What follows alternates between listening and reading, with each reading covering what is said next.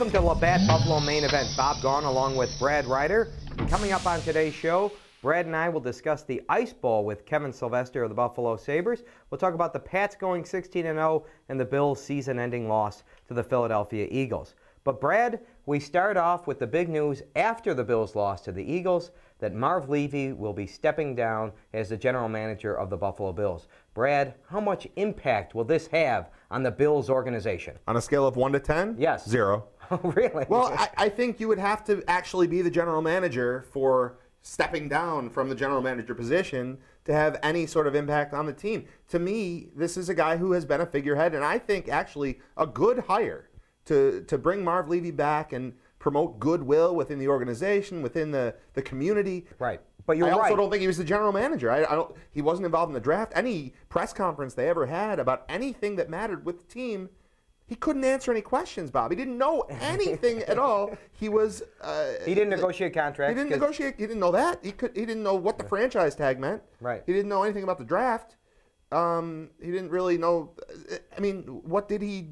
He was a figurehead. He looked good on TV. He made everybody feel good. He made my grandmother like the Bills. Well, again. There's two things, though. One, if they do bring in a new general manager, that is kind of a big impact on this team. Yes. Because if they bring in a new general manager, what happens? If they bring in a general manager, right. Yeah. If they bring in a general manager, Sure. usually general managers want to bring in a new head coach or their guy. Right. So if they do bring in a new general manager, then there could be a huge impact on this team.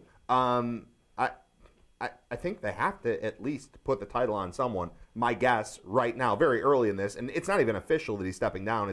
It's the rumor at this point, but where did it come from? It's multiple sources reporting this whole thing. Overdorf, I think, Right. gets the title, and that'll be cool because we'll get to see what he looks like. He's been the man in charge of this franchise for a long time. I've never seen the man. He's like Vera in Cheers, right? We never seen him. Does he exist? I think we'll have to know. Probably. If he's general manager, Right. we'll have to know if he exists. The second topic, Brad, is that the Bills lose to the Philadelphia Eagles. They go 7-9 for the second straight season. 7-9. Do you see any improvement over last year, from this year from last year? I do. I feel better about the whole thing. It's going to be transition. We just talked about the thing with the general manager situation, but I like Dick Duran.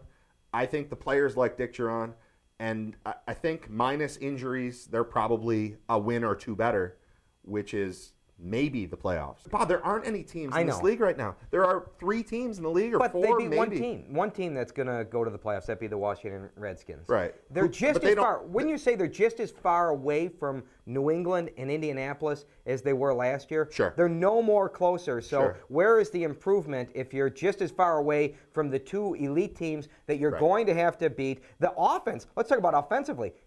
Regress. Train wreck. Well, it's a total train wreck. Their quarterback can't throw. Their quarterback can't throw. But along with that, wait a minute.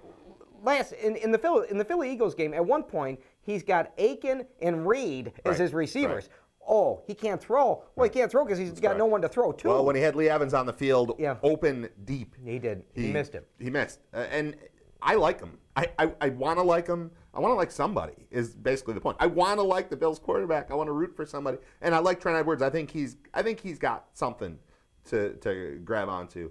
But I'll tell you, a year from now, if he's playing the way that he played really all of this year, people aren't going to like him anymore either. But again, is it as much Trent Edwards as it is that on 3rd and goal from the 15, you're going to run a screen pass? What are the chances of getting Fred Jackson again? Yeah. How about 3rd and goal? 3rd and goal from the 10. I think a draw play will get it into the end zone. How many times? So yes, they can't get in the end zone, but the offensive coordinator's got to take his skirt off, doesn't he? At some point, we're getting a new one of those too. Yeah, well, right? That's coming to town as well. But it might be Turk Schoenert. Right. Turk Schoenert's the new offensive coordinator. Because the offense was so good this year. Right. Well, you just continuity, Bob. We talked about it last week. You need continuity. You want to keep it going. I don't know. I like. Bottom line, I keep going back to injuries. They finished up the season. I know it was just one game without Whitner. I think Whitner is the leader of that defense, going to be the leader of that defense. I think Posluszny is going to be a huge factor for them. And when those two are on the field together, I feel like they've done something right the last couple of years, and it's going to come together defensively for this team. And hopefully a new defensive tackle in free agency or the drafters or something like that. And then maybe our third topic, could you compete with the New England Patriots? The New England Patriots, big story in the NFL, go 16-0. Brad, a lot of people rooting for and against them. Are you rooting for this team to go 19-0? No. I was rooting for them to get to 16-0 because I want the drama. They are the story of the playoffs this year. Right. This year, every weekend of playoff football is about the New England Patriots and whether they can get through that week. And they'll play coming up. They'll play Indianapolis probably.